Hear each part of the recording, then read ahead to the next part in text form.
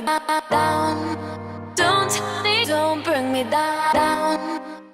Yo, what is good, lads? We are back today with a new episode of Thinking Formations, episode 5, and today we're going on a bit of a tangent. We're moving away from the 4-3-3s because, as you know, there's 5, and I think I've done 2 of them, I want to say, or did I do 3? Or we've done 2 or 3 of them, and I was kind of getting a bit bored of 4-3-3, so I did say in the last episode as well that I was going to kind of skip a couple of 4-3-3s and come back to them and try like a different formation, because using basically the same 4-3-3 formation, hence like one centre attacking mid and a few CDMs, it does get quite boring, so I thought I'd try a different formation. So today we're going to be running the 3-5-2, which used to be my favourite formation on FIFA 13, which just so just midfield dominated, and it just made for just absolute godlike football. There was always players making runs, easy outlets, but this year for me it kind of doesn't feel like that. It kind of feels pretty weak. It feels so weak on the counter attack this year. Like last year that was never the problem, and I don't know, I don't really like it this year. Like, it used to be my favourite last year, and I'm just not a big fan of it. I wanted it to be, but I'm not going to say it's one of the worst formations. I think I'll probably give this about a 6 or 7 out of 10, maybe even a 6 out of 10, because I don't know, I didn't really enjoy it at all. And you'll see by that's how some of the goals, like games to goals with some of my players were, and people that are good players and shit like that. And yeah, and I think I lost 3 games to this as well, which is quite bad for me. And I've been having quite a bad, just a few days of FIFA lately. Every now and then it just happens where I just kind of, don't know, just lose quite a bit more than I normally do. But you know, what can you do about it? But let's jump in with a team. In net, we were using probably, it's probably not even going to load up, but I guarantee it fucking does. I hate this game. This game just makes no sense whatsoever. It's not even going to load up, so I'm just going to keep talking about the formation a bit more. As I said, 3-5-2's weaknesses, it always seemed to be countered a lot, and I don't know, that just really annoyed the fuck out of me. Like, as soon as I went forward the ball, even if I had it on defensive, it always seemed to open at the back, and for whatever I could do to stop it, just wouldn't happen. And like the holding midfielders I had were quite good as well, and I've used it before, and I thought that before as well. And the wingers don't get forward enough as I would like. It's just, I don't know, it leaves something to be desired in both areas. Like, going forward, there don't seem to be enough players, and going back, like on the defence, there don't seem to be enough. But let's see if we can build a team now, and we can. In there, we probably had the best keeper in the game, in my opinion. Manuel Neuer is the best keeper in the game, if you ask me. He's got 4-star weak foot for a keeper, is pretty fucked up as well. It costs you about 60k, and that's why, because in my eyes, he's the best keeper in the game.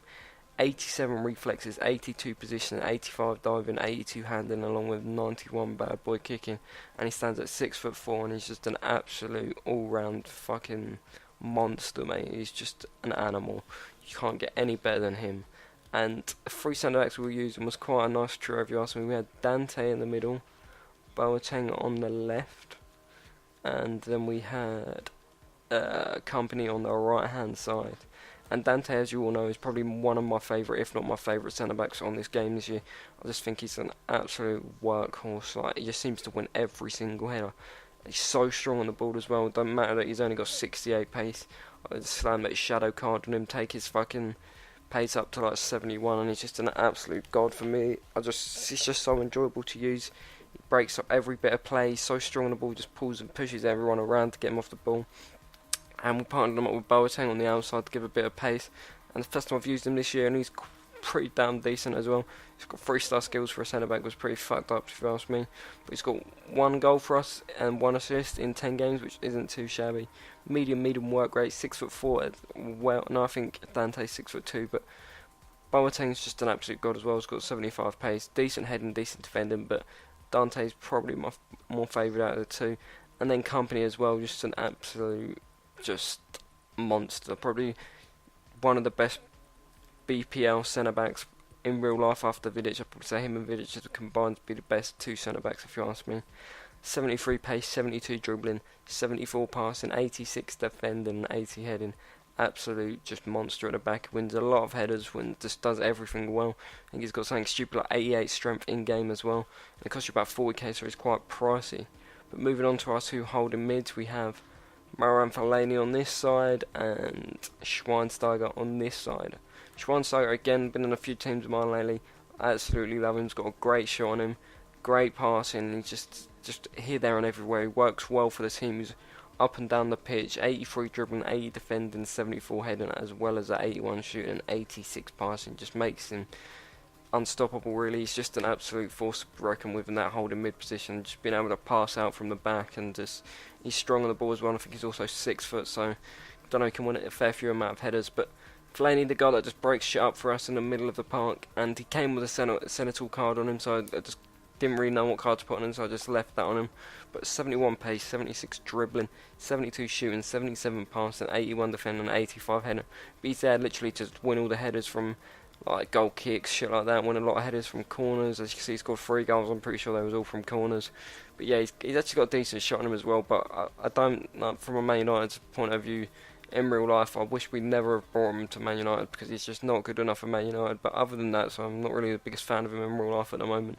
But I think he's pretty darn decent in FIFA, wins a lot of headers, which is just great considering what this FIFA's all about. On the right side we had Jesus Navas as well, so getting that chemistry to Company, and he's just solidly like he is in real life. As you can see, 4 assists. He's just the assist man, literally. You want an assist, he will give it to you. 91 pace, 86 dribbling, got them 4-star skills, high attacking work rate, 71 shooting and 79 passing, which I think should be higher, because I think he had one of the most assists or cross conversion assists in the Liga BBVA last year, or in the whole of Europe.